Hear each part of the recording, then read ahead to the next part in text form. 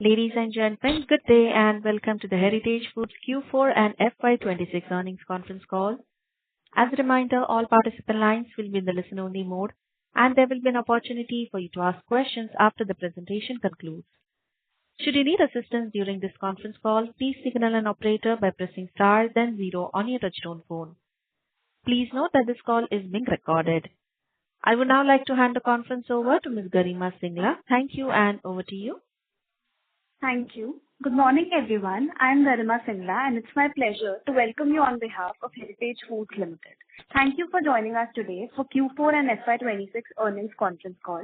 This call is being hosted by Go India Advisors. Please note that today's discussion may include certain forward-looking statements. Therefore, they must be viewed in conjunction with the risks that the company faces.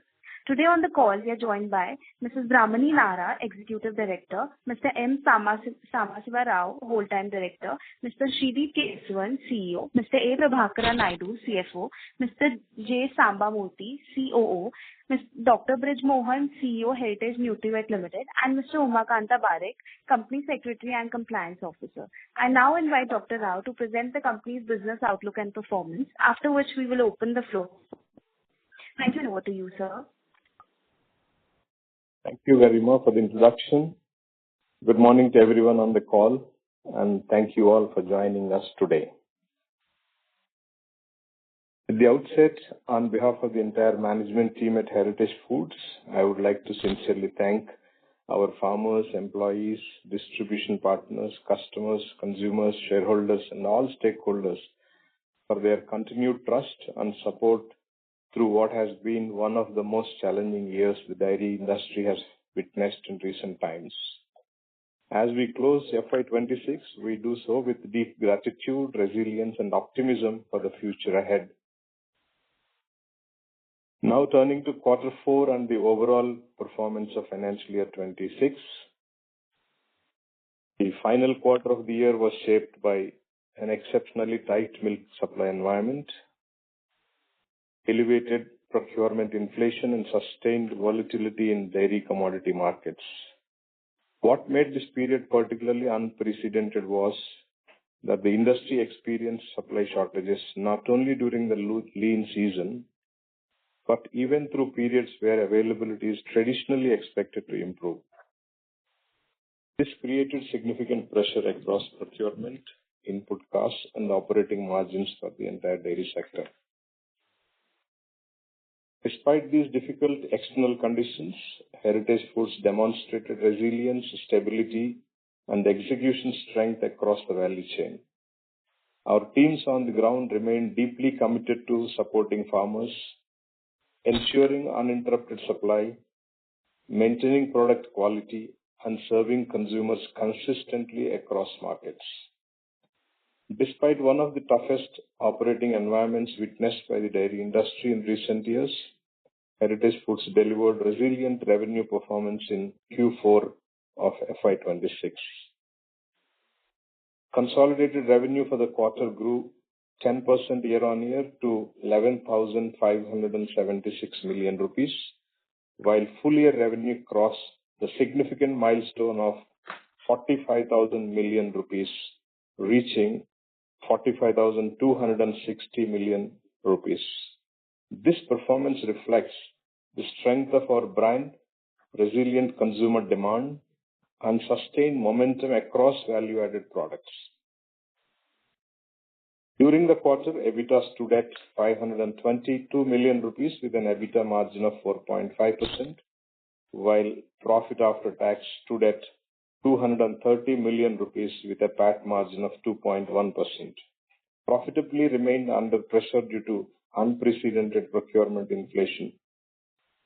However, disciplined pricing actions, improving product mix, and continued operational efficiencies helped partially mitigate the impact. Milk procurement during the quarter declined 7% year-on-year to 16.38 lakh liters per day, reflecting persistent supply-side constraints across the industry. Average milk procurement prices increased sharply by 8% year-on-year to 46 rupees 67 paisa per liter in quarter 4, while for the full year, the procurement prices increased 7% year-on-year to 44.72 rupees per litre amid industry-wide milk inflation. Despite these pressures, we remain committed to our farmer-first philosophy, continuing to prioritize timely farmer payments, cattle feed support, veterinary assistance, and direct engagement programs, reinforcing long-term trust and supply continuity.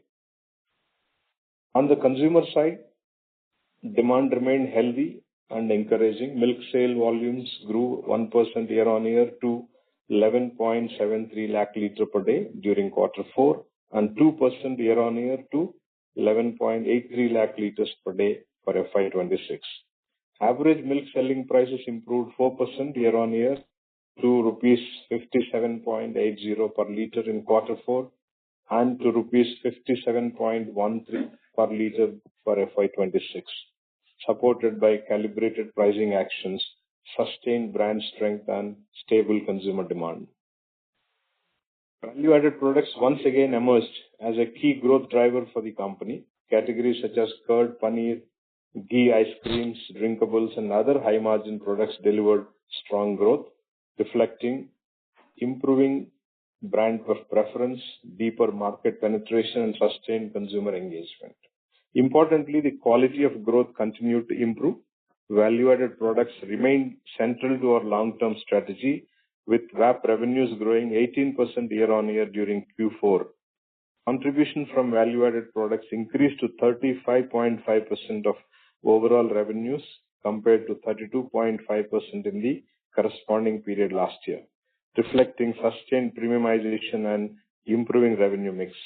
This transformation not only strengthens our profitability profile over the long term, but also improves the resilience and quality of the business. From an operational perspective, our teams continue to focus sharply on efficiencies across procurement, logistics, chilling, and digital interventions. These initiatives helped partially offset inflationary pressures and improve execution agility during a volatile environment. Even amidst industry headwinds, Heritage Foods continued investing confidently behind the future. Our Hyderabad ice cream facility has now moved into production phase, while the flavored milk plant is also nearing operationalization fully. These capacities will strengthen our presence in high-growth categories and position us well for the next phase of expansion. FY26 was not an easy year for the dairy industry.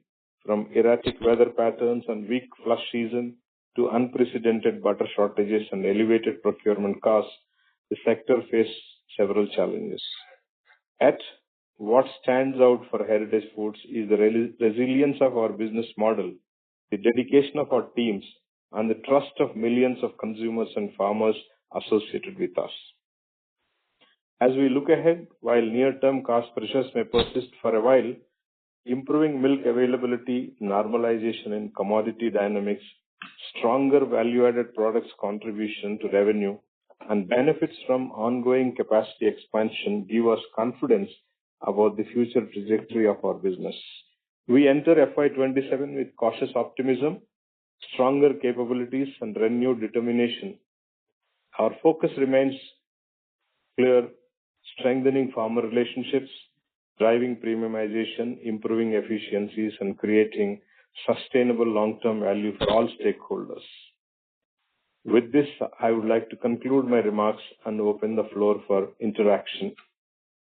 Thank you very much. Thank you very much. We will now begin the question and answer session. Anyone who wishes to ask a question may press star and 1 on their touchtone telephone. If you wish to remove yourself from the question queue, you may press star and 2. Participants are requested to use handsets while asking a question. Ladies and gentlemen, we will wait for a moment while the question queue assembles. We'll take our first question from the line of Sameer Gupta from IIFL Capital. Please go ahead. Hi, sir. Good morning, and thanks for taking my question. Sir, first question has two sub-questions. So, the outlook on milk prices. Now, last quarter, we had mentioned that milk prices would remain firm till the advent of cow flush in May, and so here we are in May, and are we seeing any signs of moderation? And a sub-question to this is, last year was a good year in terms of rainfall. which generally is seen as a positive for next year's milk production, given reservoir levels are healthy and there is ample availability of feed, etc. But this year also has an expectation of below normal rainfall, and now we are seeing inflationary pressures because of the West Asia crisis. So does it change the outlook for milk production in upcoming flush? Your thoughts? Good morning, Samir. This is Shrideep here. First of all, I'd like to break down the problem into two, right? One is the volume availability or milk availability itself, and number two is the pricing. Usually, whenever there is surplus milk availability, is when the prices soften significantly. We saw in quarter three as well as in quarter four, both impacted in terms of milk availability, surplus milk availability, especially in the regions where we operate. There was a constraint which impacted the prices as well. As we speak now, we are already seeing supply side improve in in regions of dominant cow milk availability. So you can say that the cow milk flush has started, and we are seeing the volumes being increasingly available.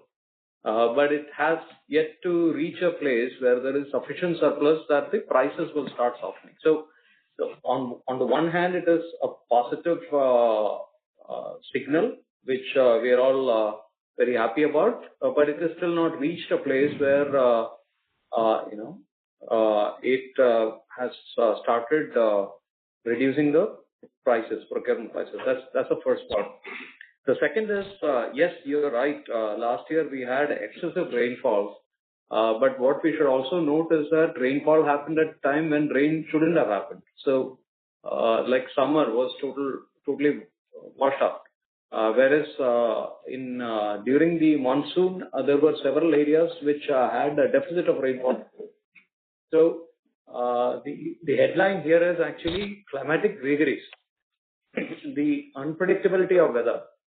And this, in the last quarterly call also, our CEO of Heritage Nutribet explained that it results in animal stress, usually hormones and all get impacted, and that's what results in production, declining or animal productivity falling.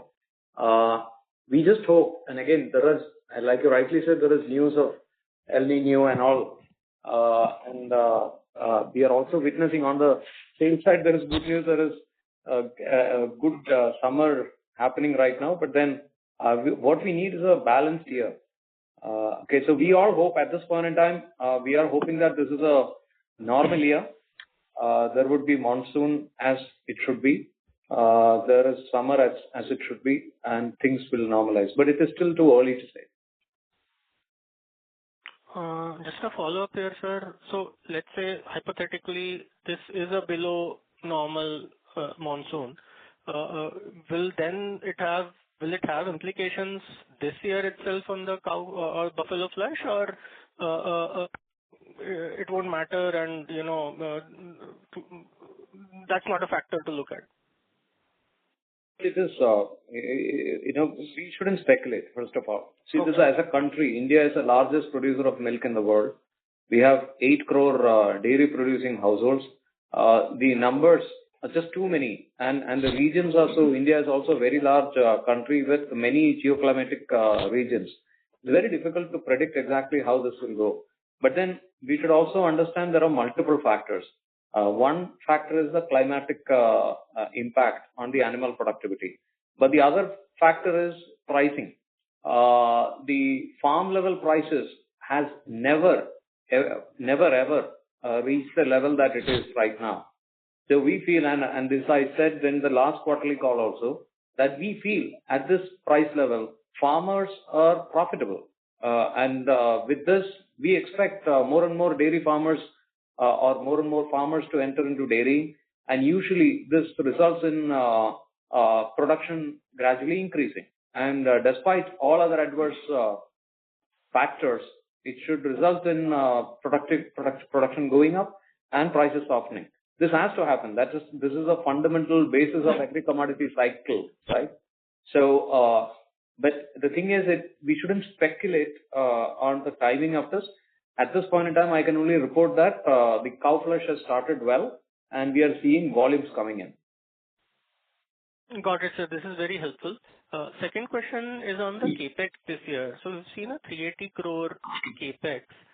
Can you give a rough split of where exactly this has gone? Normally, we do a 150 to 200 crore kind of a CapEx. And what would be the guidance for the upcoming year? Sure. Give us a minute. Yeah. So,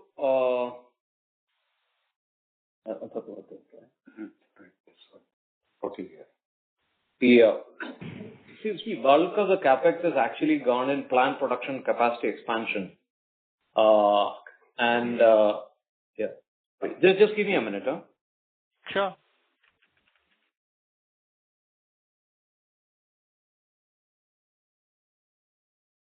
Yeah.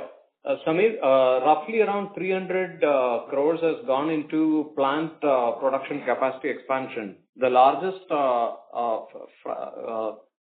proportion of this or large percentage of this has gone into our greenfield ice cream facility, which we inaugurated in Hyderabad. We also inaugurated a flavored milk line. That's also a greenfield facility. This is in Tirupati. These are the two main areas where the capex has gone in. We have also expanded our curd production capacity by another 50 tons per day. This is all in requirement, as per requirement of the season. So all investment and some small increase in buttermilk, etc. So all value-added products capacities where we have invested. We also invested close to about 20 crore rupees in milk procurement or chilling center capacity addition. That is in line with our year-on-year expansion. And the others are all minor capex. And in terms of going forward, we have a couple of projects that is work in progress. We are in the process of expanding our paneer capacity, which is growing at upwards of 30% in terms of CAGR volume terms, which means that every 2 years we'll have to almost double our capacity. So there is a project on paneer. There is a project on ghee. Consumer ghee is actually doing very well for us. This year again, we have grown in terms of revenue, we have grown upwards of 50%. So there is a project that is undergoing in this. Apart from that, we have only regular capex in the pipeline. So 200 crore should suffice, or you expect another year of more than 200 crore? Yeah, no, I think it'll be around that amount is what we should look at. Got it, sir. Last question, if I may squeeze in with your permission.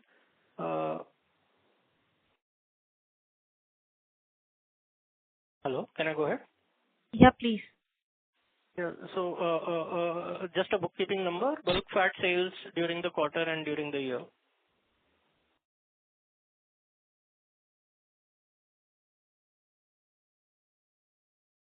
So I believe you're on mute mode. Yeah.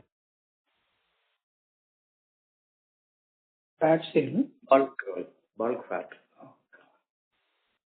General, I can say that there was no bulk fat sale, but I think CFO will give the exact number. Bulk fat sale for this quarter is nothing actually, only 2.55 crores. Okay, got it. And for the full year, 37.56 crores. Got it, sir. That's all from me. Thanks for taking all the questions, and I'll come back in the queue for any follow-ups. Thanks. Thank you. Next question is from the line of Abhishek Mathur from Systematics. Please go ahead. Yes, hi. Good morning, sir. Thank you for the opportunity. Just wanted to check, Shridhar sir, do you feel that due to the milk supply constraints or shortages, the growth for us was held back or is currently being held back in any way versus what we could have done for the quarter or for the current quarter? That's my first question. Volume-wise, there was no constraint. We managed the volumes, right? But in terms of pricing, we had taken up pricing a little more aggressively, which might have muted the growth a little bit in terms of volumes, especially on the milk. In the milk, actually, our volume growth was only about 1.2%. That was because of aggressive repeated price increases that we had to do to manage the raw milk price inflation. But otherwise, supply side, it did not constrain our growth. Right. A follow-up on that, sir. The pricing that we took, what was the quantum of that for the previous quarter, and currently anything that we are planning on this side? Price increases numbers. I think this is indicated in our investor note. What's the rent we can say? Yeah. Anything further planned, sir, in the current quarter? Yeah. So we increased our milk prices by about 3.96% or 4%, you could say, for the quarter. Across value-added products, we had increased prices everywhere. Like curd prices increased by. There's again a mixed change also is there because different regions might have had different impact. Even paneer, we took up prices by 5%. Ice cream prices went up by about 13%, etc. Yeah. So as we speak now, we have again increased prices for selectively in several markets as in the month of April, and we are continuing to review this in May also. We are taking up some more prices. Good news is that staying strong. The demand is strong, and despite price increases, we have been able to grow business. So that's good news. So we are, rather than picking pricing up in one shot, we are staggering it and we are taking it by different packs and different regions. Right. And sir, can you quantify the price increase that you've taken in April and now in May? I won't be able to tell you that, but it suffices that we I'm are... sorry, sir. Sorry to interrupt. The last line was not clear. Can you please repeat, sir? The answer? I said I won't be able to tell you about the prices in the current quarter, but I can tell you that we are actively looking at price increases. We have done price increases as well. Right. So, and secondly, just wanted to check what is the salience of cow milk for our production, and which are the regions where we are indicating that there has been a cow flush and therefore there is a recovery in supply? We have about 80% cow milk in our mix, and predominantly it is the south of India, which is southern and coastal Andhra as well as Tamil Nadu and Maharashtra. These are main regions for us. All right. Great, sir. Thanks and all the best. Thank you. Next question is from Nirmam from Unique PMS. Please go ahead. Yeah, thank you for the opportunity. Just to follow on the previous participant's question, so you mentioned that milk volumes were muted due to the price hikes that we've taken, but volumes have been poor for quite some time now. So what are the challenges that we're facing, for growing our milk sales, especially volumes?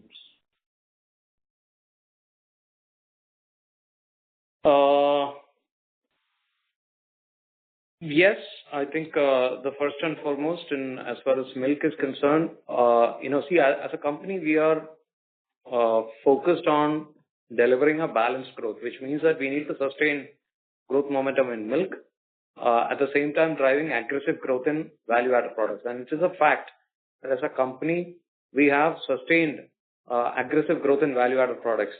In the quarter that went by, in quarter 4, our value-added products have grown at 22.5%. And this is value-added products including ghee. And if I remove the ghee also, value-added products have grown at 18%. Right? But milk growth has been about 6%. And out of which roughly around 1.2% is volume growth, and the rest is revenue, price-led growth.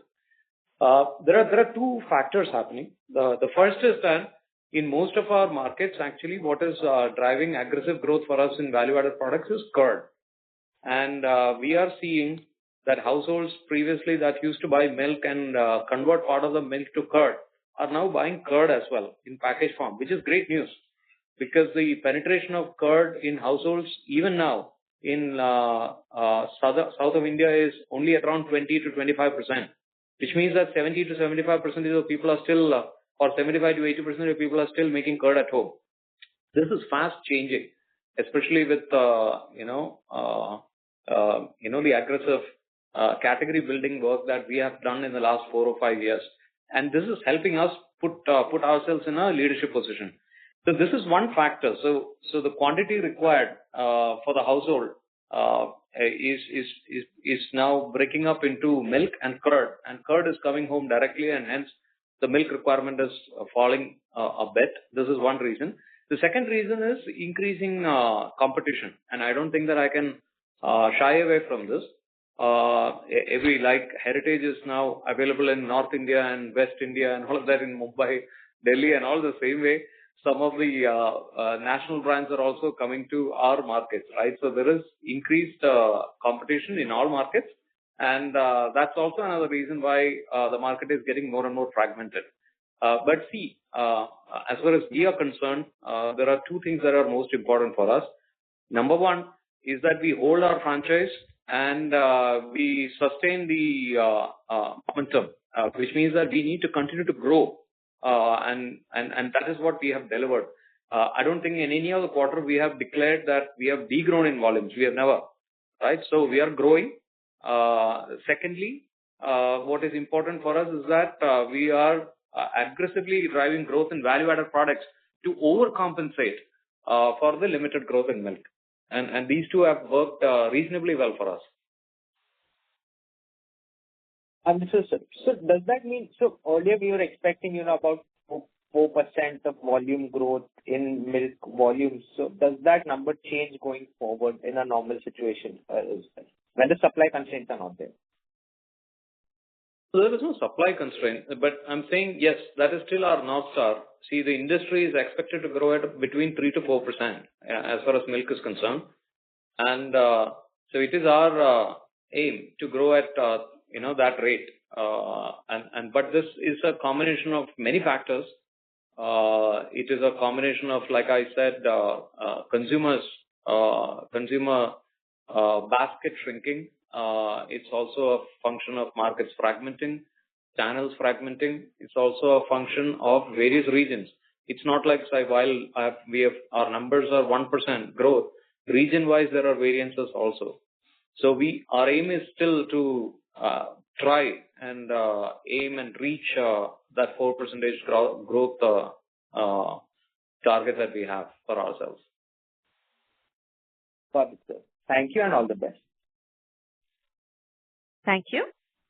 We'll take our next question from the line of Resham Jain from VVD Asset Managers. Please go ahead. Yeah, hi. Good morning. So I have two questions. So first one is, in the current situation, how are you seeing cooperatives behaving, especially in Andhra, Karnataka, and Maharashtra? Is it similar, or are you seeing any difference? And are they also taking price hikes? We don't have reported numbers. We don't have their reported numbers, but all must be going through the same situation in all the regions, except in Karnataka, where the Nandini has reported in the news that they have achieved good volume of milk in this month, the last month. Because there not many people procure milk in Karnataka, as there is a price discrepancy. But other states must be in the same boat, but no numbers are announced by any of them. So no price hikes by cooperative as well? Like you took 4% price increase? Yes. Sorry, sir, I missed your... Yeah. Basically, some cooperatives have increased the prices, and some other cooperatives have not increased the prices in this particularly southern region. Like Kerala increased. Karnataka? Karnataka not increased, Kerala not increased, AP cooperatives increased it, and Telangana cooperatives increased. Tamil Nadu, Kerala went through elections recently. Maybe we can expect the government's formed. Understood. Sir, the second question is with respect to your North and Mumbai geography. What is the contribution now coming from both this region for you in terms of revenue? It's still less than 10%. And profitability? Because these regions were still in the ramping up stage and profitability was low. Are you seeing improvement there? These regions are still not profitable for us. We are working towards improving the profitability. Maybe this current financial year, FY27, could be a year where we will see some improvement and we get closer to break even, at least in one of the regions. Okay, understood. Great, sir. Thank you. All the best. Thank you. Thank you. We'll take our next question from the line of Rehan Syed from Srinitra Asset Managers. Please go ahead. Good morning to the team. And so I have a couple of questions. First, on your, am I audible, right? Yes. Yes, sir.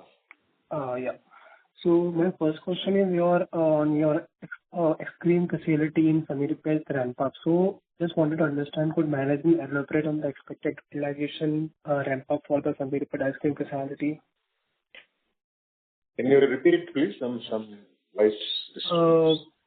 I found an understanding on your expected utilization ramp up for the Samiripet ice cream facility. Yes, sir. So in the first year, we are expecting the utilization to be around 35 to 40%. And we had mentioned that it will take us about 6 to 7 years to utilize this facility completely. That is assuming that we are able to grow year on year at upwards of 20-25%. Yeah. So as management has guided 500 crore ice cream revenue by FY30, so which implies a sharp scale up. What gives you confidence in achieving this target given the highly competitive nature of this category? No, the category is, there are many things here, right, the way to look at it. The first and foremost is that this is a very, very fragmented category, but it requires an ice cream freezer to sell the ice cream, which means if you place an ice cream freezer, only you are selling. You must be seeing it in your own residential area where you stay. Yeah. I don't know where you stay, but wherever you stay, there'll be only one brand available, and that brand sells. And ice cream is an impulse product. And if you're in a shop and the product that you get is X or a brand that you get is X, then X is what you consume. You're not going to walk half a kilometer to buy another brand, right? So that is one. So we have our areas of strength, and in those areas of strength or regions of strength, we are adding more freezers, and that is what is driving our growth. And if you have seen our ice cream business in the last 4 or 5 years, it is nearly quadrupled. That's the reason why we have added this greenfield facility, right? Otherwise, we wouldn't have added. We are continuing to see that momentum in the market, right?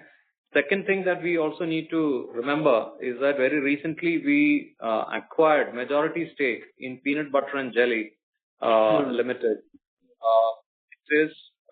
It is one of the fastest growing new age ice cream brand, and it's available all over India. They sell high protein, zero sugar ice creams. They're doing exceedingly well. We are co-manufacturing for that as well. So that is also being made in our factory. That's also helping us utilize the plant better. Okay, fair enough. And my second question is around your receivable days that has increased significantly during FY26. So, could you please state the key reason behind this? Is this increase linked to higher dependence on modern trade and quick commerce channels where collection cycles are structurally longer? Okay. Sir, can you please repeat that? Are you asking about payables or receivables? Receivable days. Can I repeat my question again? See, the receivables were higher. Yeah, you're right. CFO will give the exact number. You have So please. Receivables, previous year it was actually 37.52 crores. Now it has gone up to actually 64.81 crores. Mainly in MRF, actually, it has gone up by 26 crores. Maybe it's up to. Yeah. Subsequently, they have cleared actually, and after 31st March, actually, the first week of actually, the month of April, it has come down. But in the 30th April, it came down to 51 crores, 51.67 crores. So yeah, so March is a transitory number. In April, that has significantly come down. But even if I take 51 crores and compare it with, let's say, previous financial year closing of 35 crores, it has gone up. And primarily, it is because of the reason that you mentioned, which is our salience of organized trade is increasing. And organized trade, there is receivables, but these are all, large listed entities that we are working with. You know most of the customers, right? In all the large organized, and we don't see any risk. And in terms of number of days, these debtors is not more than 3 weeks. There's nothing which is at risk at this point. Okay. And my last question is that I just want an understanding about how Heritage is transforming into full FMCG company. So what are the biggest operational changes underway to support this transition? Because despite strong brand positioning, a large part of revenue still comes from liquid milk, so which remains a relatively lower margin category. So over that, what time frame can the business genuinely start assembling an FMCG style margin profile? This is Brahmani here. Thanks for the question. I think we are very much thinking in the line of the vision that we have for 2030, which is to be the most admired dairy nutrition company. And we're working strongly towards that. I think, I can't give you exact numbers, but Q1 itself is looking very interesting for us because our value-added product performance is improving significantly given good weather and given the fact that we're working with channels which are also new age in nature. So I think we're working positively in that direction. And we aim to increase our value-added product contribution towards our overall revenue by 2.5% year on year, going forward. Couple of years. We're also happy, as mentioned earlier, to say that some of our nutritious products are growing really fast in the market. We're seeing very good traction in paneer, which is very nutritious by itself, north of 30% in terms of growth as of last financial year. Even SKUs such as high protein paneer are doing well in the market, especially through new age channels. We're also happy to share that our yogurts are doing well in the market. We did about 100 tons of sales of our high protein yogurts over Q4, which is good traction over what it was previously. We're also seeing good traction in probiotic buttermilk, which is sold in 500 ml packs and which is north of about 25,000, 30,000 liters per day in terms of sales. So we've, really committed to our vision of being not just growing in value-added products and improving value for all stakeholders, but also growing in nutritious products and differentiating ourselves. And another step in that direction has been the partnership for the acquisition of majority shareholding in peanut butter and jelly or getaway ice creams. On the other hand, we are also very committed to our purpose, which is doubling farmers' incomes every couple of years. And I believe that this is a strong relationship that we have with farmers that's helping us secure our procurement going forward, as well as share more and more of the benefit with them across our geographies. Okay, that's great. And thank you for answering my all questions and good luck for your upcoming quarter. Thank you. We'll take our next question from the line of Shazad Shroff from D-Meter Advisors. Please go ahead. Yeah, thank you for the opportunity. A couple of questions. One is, when I look at the milk WPI chart, milk WPI is up from 186 to 192 over the last year, which is like a 3.5% increase. versus our procurement prices have gone up by 8%. I wanted to understand why is the difference there. Could you please repeat the question, please, once more? Latter part of the question, or maybe the entire question? Yeah. I was saying the milk WPI is up from 186 to 192, which is a 3 to 3.5% increase year on year. But our procurement prices have gone up by 8%. So I want to understand why is the difference there. See, there is the WPI is something that we have put on the charts as reported from a particular source. It may not be the exact number that is happening, in the market. Actually, it's a country with various representations. So we'll have to look at exactly the weighted average for the regions where we are operating. Number one, and number two, the wholesale price index is one way to look at it, but another way to look at it is actually the commodities and commodity prices. So if you look at whether it is S&P or butter and all of that, the inflation which you can look at NCDFI traded values, you will see that the inflation is roughly in the range of 8%. The raw milk prices for us is a reality, and that's something that is not just reported by Heritage, but also by media in general. You can look at dairy news sources, which will give you a better perspective. But you can't compare a national average with the regions where we are operating. Got it. That's helpful. And my second question was, can we say that margins have bottomed out in this quarter? Because you're seeing better supply for cow milk that you stated earlier. You should see a ramp up on ice cream, which is a higher margin business, and you've taken price hikes and planning to take more price hikes as well. So can we say margins have bottomed out? This is Rami. So I think when it comes to, so margins are a function of two things, right? Increase in growth, especially in value-added products for our industry, as well as procurement prices. When it comes to the former, we're seeing very good traction already in this quarter, this summer, unlike the previous summer where it was a washout and there were incessant rains. It's hot across our core markets, and we're seeing really good traction in terms of volumes. When it comes to value-added products across the board, it could be curd, it could be buttermilk, it could be some other drinkables, and not just that, even in other products which are value-added in nature. So typically speaking, volumes should improve during this point in time, given a good peak season. But we are just at the beginning of the season, so we need to wait and watch how things pan out, both on the external conditions side and on the procurement side. Okay, got it. Thank you, and all the best.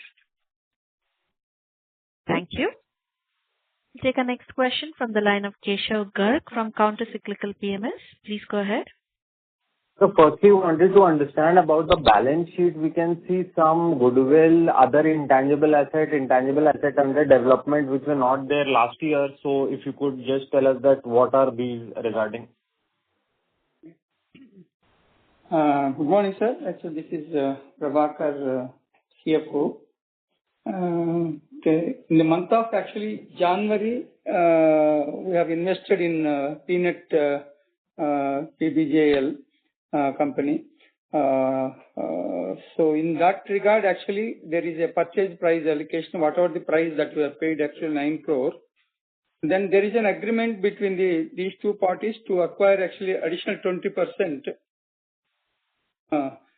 So that is a potential acquisition. Both together, in the first or second quarter, it is going to be around 71% of the acquisition. In this regard, there is whatever the assets for purchase price allocation, we have engaged a consultant to value the business. So there is then tangible assets are 1.2 crores, and intangible assets, I will tell you broader numbers actually. 1 minute. Yeah, it's okay. So it's goodwill is a result of that. Yeah. Understood. Sir, now, what? Hello? Yeah. Sir, so my second question was that, when do you foresee our value-added products contribution exceeding 50% of our revenue? And let's say for the next 3 to 5 years, what kind of volume CAGR we are looking at? What is the aspiration for the EBITDA margin? At what level in a normal year, not very good, not very bad, what is the steady state kind of EBITDA margin that you have in mind? And how will that for every, let's say, 5 percentage points increase in value-added product contribution to our revenue mix, how much does our operating margin moves up, everything else remaining the same? And sir, lastly, sir, is there any advantage of or disadvantage of being in, let's say, Punjab, which is not contiguous to our South Indian geography where we are in all the adjoining states? And since the revenue is very marginal, is there any gain in exiting those operations, or is the aspiration to become a pan-Indian player? Yeah. Okay. Thank you, sir. You have asked a lot of questions. So I hope I remember and answer all the questions. So first is with respect to value-added products. I think our executive director already mentioned this in her comment earlier, that we are looking at expanding value-added products between 2 to 2.5% every year. 2% is what we have delivered in the last 4 years. And last year, actually, in fact, in FY26, we have expanded our value-added product contribution by about 3.3%, right? So that's an exceptionally good year as far as value-added products is concerned. But I think on an average, you can take about 2.5%. So if I take value-added products inclusive of ghee, which currently stands at around 40% roughly, it will take another four years or so for us to reach about 50%, right? Maybe maximum 5 years. But I think we should be able to get there in 4 years' time. This is first question. Second is with respect to EBITDA, what you mentioned. So if you recall, last year our EBITDA was about 8%, and this year is about 5.9%. So we had roughly 2.1% shrinkage of EBITDA, right? Now, we know that in the milk business, there is a cyclicality of plus or minus 2%. We have seen this. Actually, you're all analysts, so you can do the analysis yourself. If you take long-term, last 2 decades, you will see that it goes up plus 2%, minus 2%. This cyclicality is something which is very difficult to get away from this business. Now, our median EBITDA is roughly around 7%. So in a good year, we go to about 8 or 9% EBITDA, and a bad year, we are going down to about 5% EBITDA. Now, what is to be noted here is that we have the fundamentals of the business have improved, which is the reason why I know that this is not a result which you all would have expected or actually will agree to. But actually, if the business fundamentals had not improved with this much of inflation, we wouldn't have been able to deliver 5.9% EBITDA.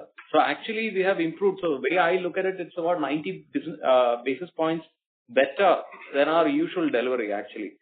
So, which means at this point in time, if I look at a positive swing, this can go to about 9.8% also, right? But the key point that we are looking at is that the median EBITDA that we have, which is a normal year of 7%, every year we are trying to improve it. So I can say that in the last couple of years, we might have moved it close to about 100 bits, which is, so now our median is probably around 8%. We are trying to push our median upwards. Our objective is to take the median towards a high single digit, which is about 9%. So that in a bad year like this, our EBITDA will be around 6.5%, 7%. And in a good year, we'll even cross 10 or 11%. That is our effort, right? And you will see this happening significantly year on year. You will see this happening primarily due to 2 levers. Lever number 1 is value-added product contribution increasing, and lever number 2 is operating leverage. Now, operating leverage is not just with our factories' capacity utilization going up, but it is also improving performances in weaker regions like Maharashtra and north of India. Now I'll come to the last question that you asked, which is why are we present in Punjab? See, our presence in Punjab is limited to Chandigarh Tri-City, right? And Chandigarh Tri-City is a good market for us. We are selling our business products there. See, our strategy is not to spread thin. Wherever we are present, we go deep. So in Haryana, for example, we are there in Hisar, but we are not there in Rohtak. So if you go there, actually, you see, you will not find the heritage in Rohtak, but you will find us in Hisar. We are there in Ambala, but we are not in Kurukshetra. So there are cities where we are present, but wherever we are present very, very strongly. We are either number 2 or number 3 player. So there is salience in the business. That's the reason why we are there, and we are building our strength over a period in time. I hope I have been able to answer. Sure, sir. So is the aspiration to become a pan-Indian player or a strong regional player? At this point in time, we are going deeper and deeper and deeper in the regions where we are present. We are taking very strong positions in certain value-added product categories. For example, we are already nationally top 5 players in curd, buttermilk, paneer, yogurts, ice cream. These are all products where we are betting and we are building our strength. Ghee also, now we have become nationally top 10 player, as is our milk. Milk also we are among the national top 10 player. So there are bets that we have taken, and in these bets we want to get strong. Similarly, in the regions or locations where we are, we want to become extremely strong. And that's the way we work. We do not believe in spreading thin. So even in Maharashtra, you won't find us in Nagpur, but we are there in Thane. But in Thane, you will find us more and more. So there are regions where we go deep. Understood, sir. Sir, and is there I request you to join back the queue, please, as we have participants waiting for the call. Thank you. Ladies and gentlemen, we request you to restrict to 2 questions at a time, please. We'll take our next question from the line of Rajat Sethia from iThought PMS. Please go ahead. Hi, thanks for the opportunity. Sir, 2 questions. One is, what is the reason for lower fat sales in this year? And secondly, on the milk volumes, you said volumes are coming in, and if you can comment on the pricing, raw material milk pricing, if you can talk about it, that would be great as well. Thanks. Sure. So, see, the fats actually is lower because of bulk fat decrease. Yeah, so once again, I'm giving a full year picture, right? Last year, roughly, so the bulk fats have declined by about 70%, 70%. Yeah, so we used to have 125 crores of revenue in bulk fats. This year, the bulk fat revenue, I think CFO read it out earlier, is only 38 crores. Yeah, whereas our consumer fats revenue is touching close to 300 crores in revenue. It has grown at 48%, which is ghee and salted butter, right? So that's actually good news for us. So consumer business has grown at 48%. The bulk business or commodity business has declined by 70%. Overall, if I add both, then the fats have declined by 11%. But otherwise, it's actually a strong positive performance. So, sir, one small follow-up here. So the reason why bulk fat sales have come down is because of the rising consumer sales, or some other reason as well? So there are 2 reasons. One is actually bulk butter prices were good, very, very high. Butter prices were very high last year. So if I had surplus butter, I would have actually sold in bulk butter and would have been even profitable. There could be others who would be doing the same. But because we had milk constraint, and somebody asked this question, did you have enough milk for your sales? So we prioritize consumer business because that is what is repeatable. It will keep happening next year, the year after next, and forever it will come, right? So we prioritize consumer business or branded business. And because we did that, we did not go for the opportunistic sale of bulk butter, where we could have actually booked some sale and booked some profit also. We rather focused on driving our consumer ghee and consumer butter sale, right? That's the reality. Got it. answer Thank on you. the milk prices? Tax provision is lower because the profitability has come down as compared to the previous year. Another reason is No, no, sir, actually the sorry. No, the milk prices, procurement prices. What is the scenario right now? Procurement prices. 1 second. Procurement prices for the last year, same quarter, was 43 rupees 20 paise. This quarter, it is 46 rupees 67 paise. And please note, the way we report our procurement prices is landed to our factory. So the way you should understand is chilling center. The way you should understand is that it is procurement price given to our farm gate price given to a farmer plus the operator commission, which is actually the village level collection center expenses plus the inward freight is added to it, right? So that stands at 47 rupees 67 paise. So it is an increase of 46 rupees 67 paise, which is an increase of 3 rupees 47 paise or 8%. For the quarter. For the quarter. And for the full year, it stood at 44 rupees 72 paise versus previous year full year price of 41 rupee 92 paise, which is an increase of 2 rupee 80 paise. And in percentage, it is 6.7% increase. And what is the trend in this? Rajat, quarter? I request you to join back the queue, please, as we have participants waiting for their turn. Thank you. Next question is from the line of Hitendra Pradhan from Maximal Capital. Please go ahead. Hi, sir. I hope I'm audible. Yes, sir, please go ahead. So follow up to previous discussion. I just wanted to understand the procurement prices. If you can explain, what it is linked to. I mean, what you indicated is, it is basically we procure from farmers, farmer network and all, but it is not directly linked to the WPI index or national prices, and it is kind of regional. So if you can talk about that, because in last 2 years it has increased by 5 rupees, whereas our milk sale price has increased by 3 rupees. So just wanted to understand on the procurement side, what it is they benchmarked with. At the end of the day, in each village there is a supply demand economics playing, right? It's a simple math. If I don't pay that price, then the milk goes somewhere else.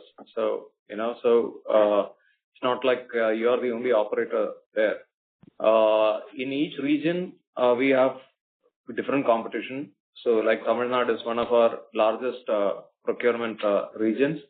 There we compete with large private dairy companies like Hudson Agro, Milkymist, etc., as well as the cooperative Avin.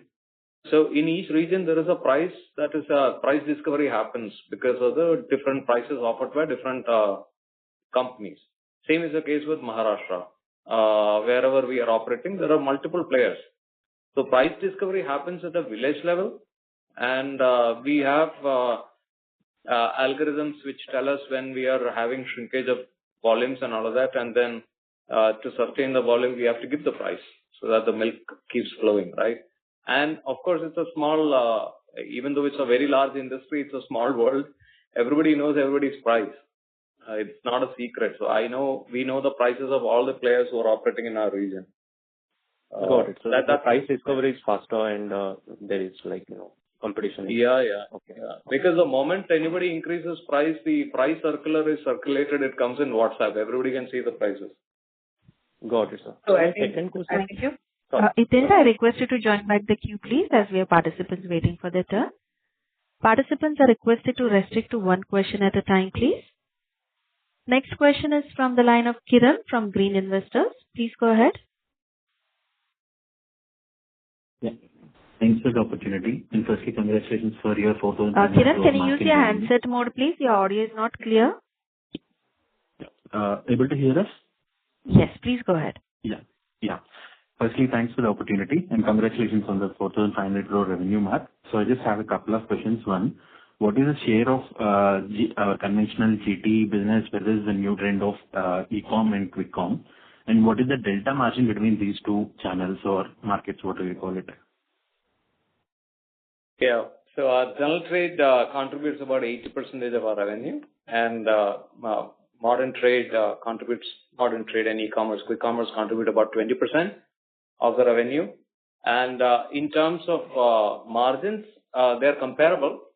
Of course, it's the right number to look at it as product to product, region to region, because the mix actually makes a lot of difference. For example, even as we speak now, fats for us make loss. We make about 6% loss in fats. And the contribution of sale of fats through organized trade is much higher, because of which the weighted average margins come down. Or for that matter, quick commerce. Quick commerce, a large percentage of sale is still milk, which milk has got lower profitability compared to value-added products. So all these mix being kept aside, the margins are comparable. Okay, so you don't Thank see you. much delta between Kiran, these parts. one question, please. Thank you. Next question is from the line of Abhishek Mathur from Systematics. Please go ahead. Yes, hi, sir. Thank you for the opportunity. Just one question. What is the trend that you're seeing on the fodder cost for the farmers? Do you see the fodder cost for the farmers inflating, or how is the trend you're seeing now? That's it.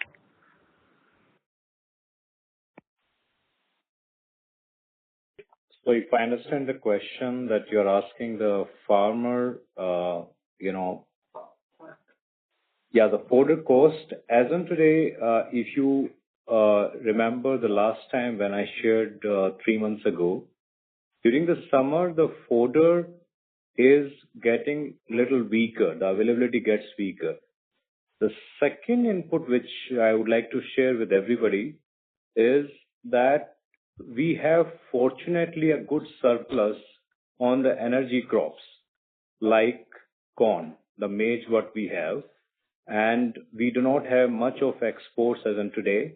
Prices are relatively helpful to us.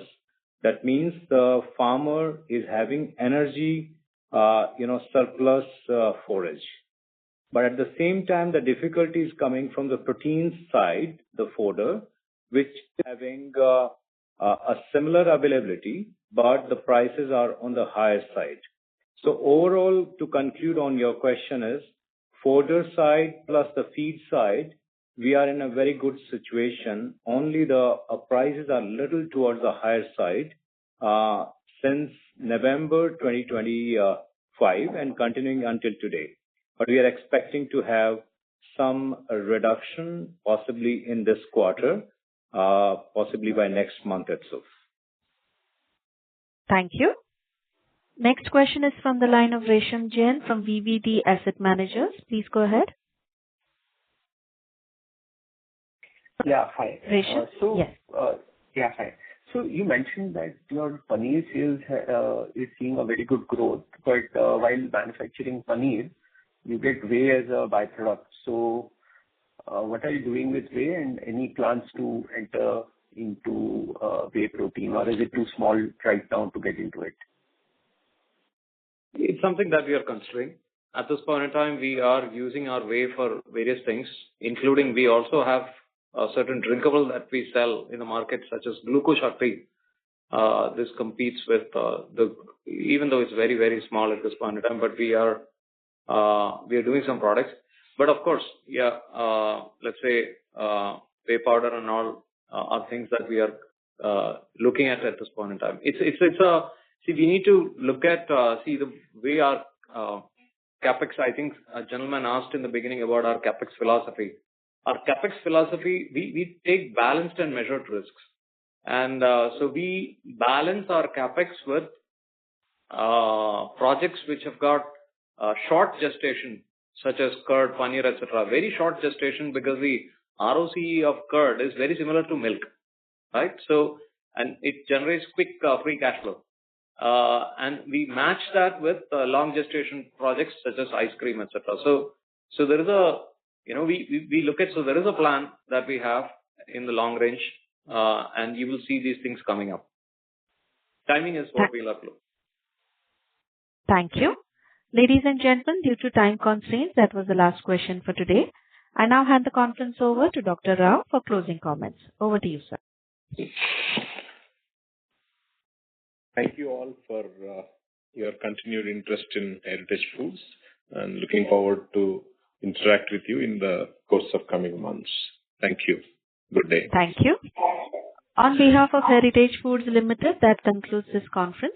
Thank you for joining us, and you may now disconnect your line.